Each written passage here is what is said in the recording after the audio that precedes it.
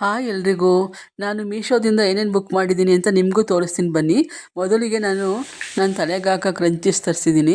ತುಂಬ ಚೆನ್ನಾಗಿ ಬಂದಿತ್ತು. 10 ಬಂದಿತ್ತು ಪ್ಯಾಕಿಗೆ. 150 ರೂಪಾಯಿನೋ ಅದು.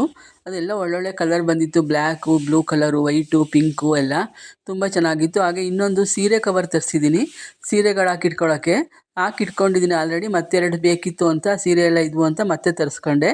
ಅದು ತುಂಬ ಚೆನ್ನಾಗಿದೆ ಕ್ವಾಲಿಟಿ.